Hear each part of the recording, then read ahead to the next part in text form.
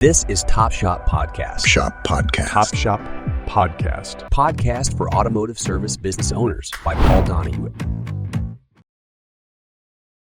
Hey, good morning, Top Shop Podcast listeners. We've got Andrew Guise in Salina, Kansas. What's the population there about? About 50,000. Oh, it's a good size city. Okay. Yep. Definitely a good size city. So Willis Auto, how many years have you guys been in business now? We started in May of 25. Okay. Did you start from scratch or? So yeah, we started from scratch. We didn't have any previous clientele or anything like that. Okay. But we've been in the industry. I've been in it about 10 years, and then you've been in it since I was old enough to legally work in the shop. Oh, okay. All right. Yep.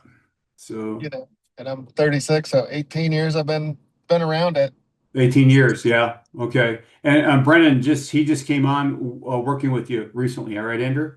Yeah, 2 months ago. Okay, cool. All right. Well, welcome to the shop. So where did Willis Auto come from if you're So the name actually kind of stems from the original location that we started at. So on the street is Willis Ave. I see. Willis So Auto. Okay. it's kind of like a roots kind of branding. Unfortunately, we don't really operate at that location anymore due to some political stuff in Salina. So we've actually changed our business model, and we're actually a mobile auto repair. Okay. Mobile. All right. So that is the fastest growing sector of the auto repair industry is mobile. So there's a lot of people that don't know that, but I mean, we have been Amazon trained, in fact, half an hour ago, I went click, click, it'll be on my door in 2 days. So more and more people are like, wait, take my car how far and wait how long to get an oil change or a brake job when I can just pick up the phone and have you come to me. So yeah, it is the fastest growing sector. Did you guys know that? So yeah, it's been more popular, and we're seeing a lot of like younger kids and maybe somebody that's kind of retired. We're seeing a lot of just people kind of pop up out of the woodworks doing it in town. Maybe not in the best ways. We just had a situation on Sunday. We had a storm tracker was in the area, and his vehicle got struck by lightning. So he made a Facebook post saying, "Hey, is there any mobile mechanics?" And he, I guess, reached out to this guy or whatever, paid this guy some deposit. Yeah, some deposit money essentially to come out.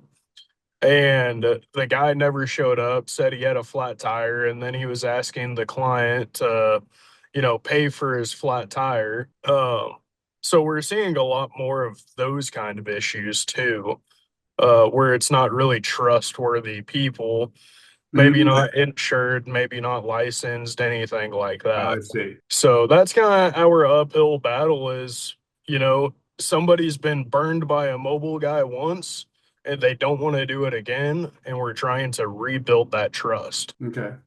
Well, so what ways are you trying to rebuild that trust? So we do a pretty comprehensive DVI. We supply pictures of, just the normal stuff, their air filters, brake pads. We do like brake fluid and coolant testing on every vehicle that we see. We also, check battery, alternators, starting options as well. So our DVI gives you that whole breakdown on top of it, and we'll allow customers to actually watch us work on their vehicle while we're at their house, work. We've gone to the gym a couple of times and done oil changes while they're inside working out. Wow. Okay. So it's kind of like a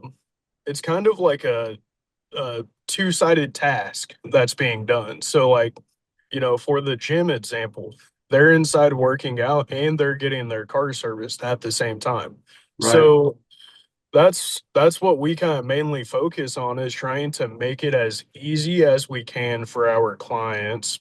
Okay. And so the main reason you went mobile is you had issues with Bureaucratic issues. the what issues?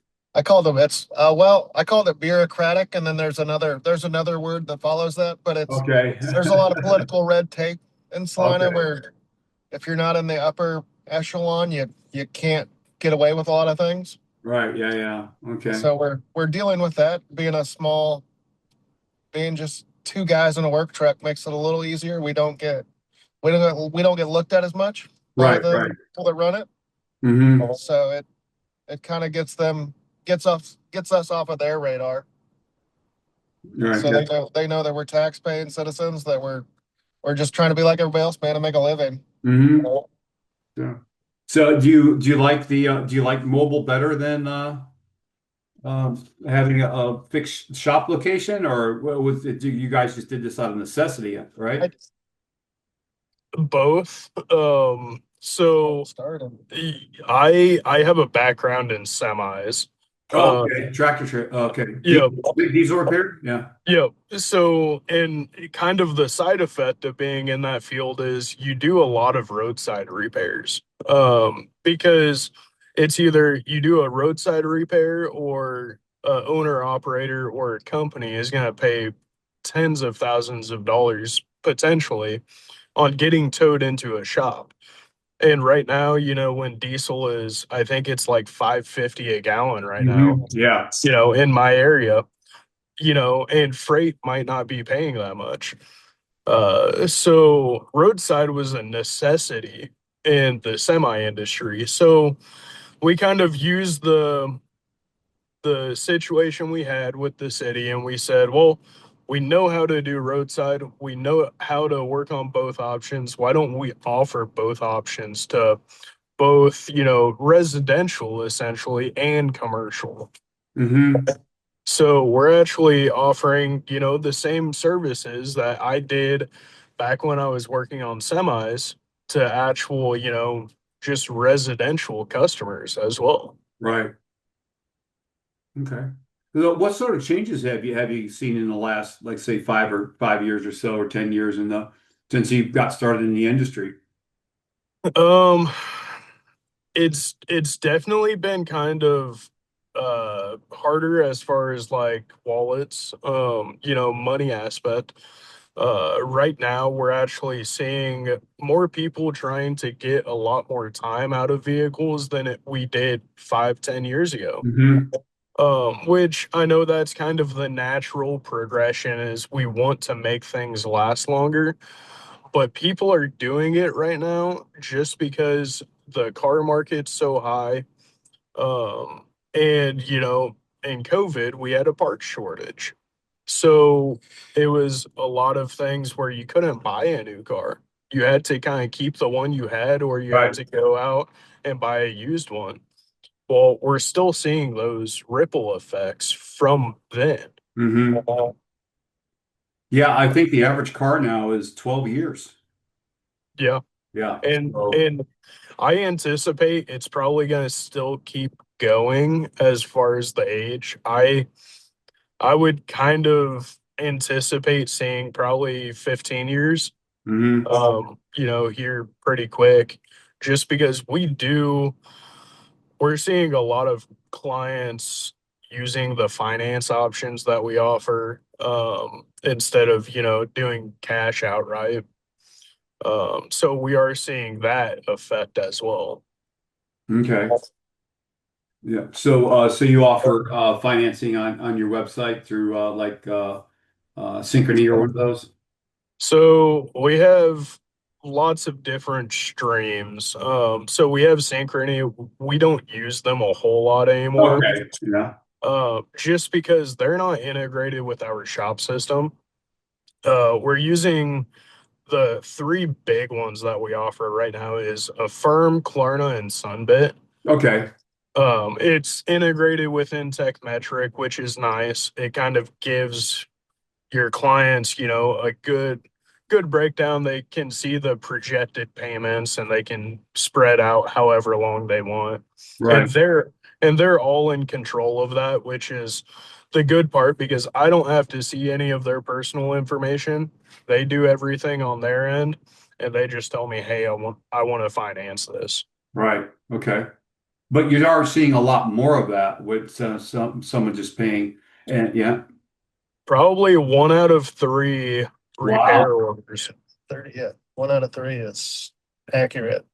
Wow. That's pretty high. That's a lot of people that can't afford to fix their cars. They gotta finance it. Wow. That's not good. So, so you guys aren't in a shop, so the questions I ask about, shop culture and all that stuff wouldn't apply. But I tell you what, normally when I get started on these, Andrew, I always ask, how'd you get started? How'd you get in this industry in the first place? So I was transporting currency for a company back when I was 21 and I got injured, but before I got injured, I was kind of tinkering on them, kind of doing smaller repairs just because the owner of the depot didn't want to send them out for repairs. Hmm. So I kind of was doing that. I got injured at that job. And to make it kind of happen, I was, buying scrap cars, I was parting them out, selling parts to people, doing whatever else. So doing that, I got a general knowledge of, how things go together and how things come apart. And then once I recovered, I actually went to work for the diesel shop, and it's a big name brand that was really heavily focused in roadside back when I was there. Hmm. Nowadays, not so much, just because there was a lot of incidences that happened that hurt people with safety. So they don't do it much anymore. But back then, we were, running in blizzards. We were doing breakdowns at 2 a.m. Tornado, 12 miles north of here. Yeah, we were out in all of the elements, negative 20 degrees. You name it, we were in it. Wow. So we're pretty acclimated to severe weather, and uh, that's why, it's not for everyone. Right. Yeah, for sure. Yeah, it But takes a special grit to get out there and help a driver out and in the wintertime in a blizzard, right? So you yeah. So hey, what role do you think that like training and ongoing education play in today's auto repair industry? Love it. Yeah, I mean, we both support it. I pay a monthly subscription to AVI Hmm. for my guys and me and Brendan. They have really good tech courses and service advisor courses, and we're actually 45 minutes away from one of the training centers for AVI. Oh, okay. So so we can actually go to like physical classes with them. They have hands-on training. So I pay, the monthly fee for that. And then, uh, me and one other guy went out to Vision and we did 4 days worth of training there.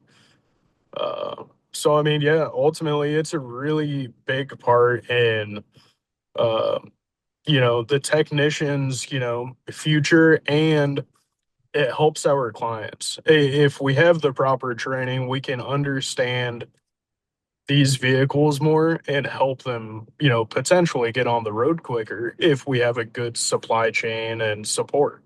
Right, right. Yeah. Vision, was that we're there every year on the trade show floor. So was that your first time to Vision? So that was my first time. Yep. Okay. How'd you like it? Uh, you know, there's ups and downs to it. Sure. There's pretty good training. I feel like some of the training was maybe labeled a little wrong. Okay. Um, but overall, the training that we went to, I feel like was good. They had a lot of information and even too much information for the class that they had set aside. Hmm. You know, we had manuals that were 300 pages and we got to like page 180. Right. Okay. Yeah. Right. Yeah. So a lot of value at Vision. I've been going there. This will be my fourth year going to Vision. So I talk to people all the time, owners and techs, and they say that it's probably one of the best in the country. It's the largest for sure. That focuses specifically just on auto repair. So, but yeah, I really like Vision, and I'm there every year. So if you go next year, be sure to stop by the trade show floor and say hi to me. So, is there where do you think the industry is going in the future? I mean, I just like asking this question because it's fun. Now, yeah, are we all going to be driving around in Jetson cars, or do you think batteries are going to be the future, or hybrids? Hydrogen, I would love hydrogen because that's the best, but we can't figure out how to transport it without blowing people up. So, I think it's a multiple answer option. We're not getting rid of diesel anytime soon. We don't have the technology to make efficient, reliable option that would replace a diesel currently. Uh, Hybrids, I think, are gonna be one of the bigger pushes. I think electric is gonna kind of go to the wayside for a little bit. And that is generally just because we don't have a good infrastructure to do a mass production like they want. You know, we've seen California has had infrastructure limitations based on what they're trying to do. And, you know, our electric system is very old. You know, we're running very old electric systems, and we would have to do a massive upgrade to support what they want to. hmm. So I think, you know, just on the road hybrids are going to be a big thing. I know some manufacturers are kind of going back to V8 engines where we don't really kind of care about fuel mileage. Miles per gallon. You know, I think those are going to be limited to people that want those. I don't think they're going to be somebody's practical car. Ultimately, I think, you know, the Honda Accords and the Toyota Priuses are Mhm. sticking around. Oh yeah, yeah. They attract a certain kind of driver. Yeah. Yeah. So, what did Brent say? Smiles per gallon? Smiles per gallon when you got that big V8 just doing That's its thing, me. man. It's all Yeah. smiles per gallon. I don't if I fire it up, I know that it's gonna hurt my wallet and I don't think about it because I just want to enjoy the moment, smell the fuel. I Right. just want to relive my childhood basically and just be loud Yep. and have fun. Yep. So those are the kind of cars I drive for sure. So, are there any are you guys getting very many calls on to do work on hybrids? Um, it's kind of hit or miss. Honestly, the hybrid systems today are pretty good. There's not a lot of failure points to them. Okay. Um, a lot of the times on the hybrids, we're seeing some lack of maintenance issues on the engine itself. Oh, on the engine itself. Okay. Yeah, we're not seeing many issues on battery failures. Hmm. Okay. Yeah. So, Yeah. I wonder what's going to happen when all these batteries start dying and we don't have a way of yeah. So the whole electric thing was sold as a green deal, but it was actually just a green deal because they're an environmental disaster from the mining of the minerals to the getting rid of the batteries, which we still haven't figured that out yet when they expire. So, but have, have you seen a Tesla? catch on fire. No, I haven't seen one. I've seen pictures of them on social media all the time. Yeah. The so they're a nightmare to kind of get put out, and they've actually made it where they have like special containment areas that they'll actually put these Teslas in Uh-huh. if they do catch on fire, just because they'll reignite, a couple of days, couple of weeks after impact. Wow. Oh, after Yes. impact.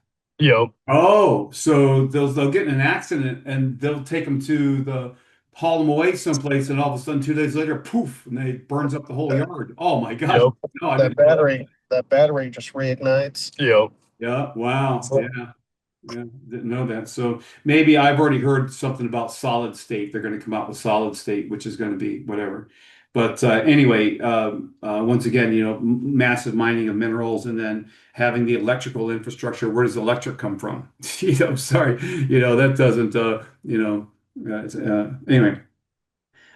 So what kind of services are you guys currently handling mainly? What are your main bread and butter services that you provide, Manuel? And that's a you question. Usually it's our biggest one is the mobile oil change and the brakes and like the cooling system maintenance. Um, we do offer mobile AC repair. So like we'll come out, pull up to your job, your house, wherever you're at, and the complaint in Kansas is, oh, it's getting warm, my AC doesn't work. And then we diagnose it, check the pressures, and then right there, if we can get the parts that day, we'll come back out either that day or the following morning, and we'll just hammer it out, get your AC back before Mother Nature does its great thing here in Kansas, where it warms it up and Hmm. makes it uncomfortable. Okay. Uh, but it's just routine maintenance. Once everybody learns that you don't have to take time out of your day to go to the dealership, arrange a For, ride, for routine do all maintenance, right? that. Yeah. We'll show up, we'll take care of it. You can go about your day, and you don't even know we're there except for the few minutes I interact with you to get the keys, drop them off, and secure payment. Like Cool. we're in and out, and it's pretty good. Everybody likes it because then they're like, oh hey, I don't have to, figure out a ride. I don't have to have my wife take the day off, come pick me Right. up, and then we got to shuffle things around. No, we'll come to you. We'll make it as easy and without disturbing their schedule as much as we can. Hmm. So any plans for expansion, Andrew? So I mean, you've got Brennan here now, so you can possibly get another van and then hire two more guys to work under Brennan and you. I mean, any ideas, or because you're in a decent sized town? Yep. So there's always conversations of expanding and stuff like that. Sure. Uh, we we currently are kind of doing a hybrid model with our system. So we have the mobile side, and that's the customer facing side. Sure. What goes on in the background is if we get something that needs a bigger repair, saying, pulling the whole dash out to do a evaporator core, or, doing an engine, doing a transmission, stuff like that. We have a location and we have a full-time guy that is at that location Oh, that okay. actually will perform those bigger repairs. Okay. So we're kind of a one-stop shop. We can do programming, we can do repairs, we can do maintenance, we can do all of it. Um, and with that being said, we try and make it as fluent as we can. So we even arrange tows for our clients. So if we go out and we know it's a job where we can't complete mobile, Right. we'll actually, we'll advise the client about the issue. We'll let them know, hey, we'll get this towed, we'll get it repaired, we'll bring it back to you. So they don't have to call a tow truck. They don't have to go pick up their car or, whatever else, arrange a ride to take them to their car. We actually take care of all of that for them. So all they do is give us the keys, give us approval, and we take care of the rest. Okay, awesome. All right, so you're more than just mobile. You've got a location where you can handle. So do a lot of mobile jobs, and some of them end up being, hey, we can't do this here, but we've got a facility where we can get this taken care of, and you get it taken care of for them. Yeah. Yep, exactly. Um, we want the mobile to be customer facing, just due to the fact of it's a nicer environment than a lot of some of the shops have, where it's greasy, technicians are just covered in grease. And we're fairly personable, so we can understand what the client needs right now and what they need in 2 months. Mm-hmm. We're not gonna push, our inspection, say we find 10 items. If they only need two right now, we're gonna push those two. We're gonna recommend the rest, but we kind of set them up on what we call a deferment plan. Mm-hmm. So on the deferment plan, we essentially say, hey, we have these, say, 8 items. They're not crucial, they're not safety, but they're gonna be an issue if we don't take care of them. And we set them up for a following appointment. And that's how we kind of take care of clients. It stems off of our DVIs, just making sure that we're doing the most thorough inspection we can, keeping them in the loop, explaining to them, routine maintenance, what the OE recommends as far as brake flushes, coolant flushes, etc. And then if they go, hey, I only want to do the brakes and the oil change, I want to wait on. We had a customer with a heads-up display going out. He said he wasn't too worried about the heads-up display. He just wanted his oil change, fluid swap, brakes done, and just make it so it runs. He can deal with the heads-up display not working, and he'll bring that back. I think in a couple of weeks, actually, he's coming back to see us so we can resolve that issue and Okay. just get him. We do it in chunks. Safety is our number one priority. Like if we go out and we do the inspection and we go, hey Andrew, man, when we were just looking at the oil change, we inspected your brakes. We saw that you're down to 230 seconds on the front and 230 seconds on the back. It's recommended that we do brakes. I can get them today. Here's what it would be. We'll be back in a little bit if you want to do it. And then when they realize it's a safety feature and not something where they're in control, I think it goes over better. We let the customer tell us what we're doing Mm-hmm. versus, hey, this is what we're gonna do. It puts the power back in the customer's hands. It lets them make the decision without us ever feeling like we forced them into it. Right, right. Okay, yeah. So, and that's the way customers like to be treated. So, any tips that you guys have on how to, maintain customers, keep customers? So I check in with them. We have a pretty good database of since Andrew started it back in May. Our shop system just lists off customers, and I'll see when the last time we worked on their vehicle was, and I'll just reach out and I'll send them a text message and then ask if it's a good time to call and just have a conversation. I just want to talk about the car. I want to see what it's doing, if there's any new hiccups, anything that's came up since we saw you last, and then we just kind of go from there.